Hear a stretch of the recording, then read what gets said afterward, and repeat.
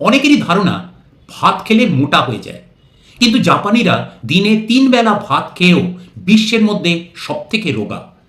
রহস্যটি রয়েছে পরিমাণের মধ্যে। জাপানিরা একটি ছোট বাটির মাপে খায়, যা জাপানি বোল নামে পরিচিত।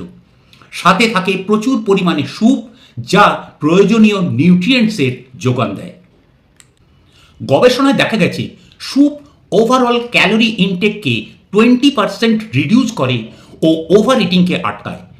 এর সাথে যুক্ত হয় তাদের স্টেডি অ্যাক্টিভিটিস, যেমন হাঁটা, বাইসাইকেল বা বসার প্রয়োজনে মাদুর। আরও একটি ব্যাপার, দুটি মিলের মধ্যে কোনো রকম স্ন্যাক্স, জাঙ্ক ফুড বা সোডা জাতীয় খাবার অ্যাভয়েড করা। এই ছোটোখাটো কনসিস্টেন্ট অ্যাক্টিভিটিসগুলি ক্যালোরিজ বার্ন করে শরীরকে স্বাভাবিক মোশনে রাখতে সাহায্য করে।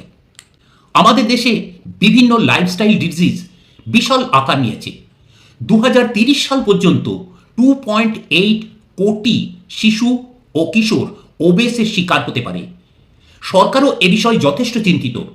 ফিট ইন্ডিয়া ক্যাম্পেন, স্ন্যাক্সের ওপর নানান নিষেধাজ্ঞা ইত্যাদি নানান পলিসি নিয়েছে, কিন্তু সাধারণ মানুষের সচেতনতাই একমাত্র এই অবস্থার উন্নতি ঘটাতে পারে।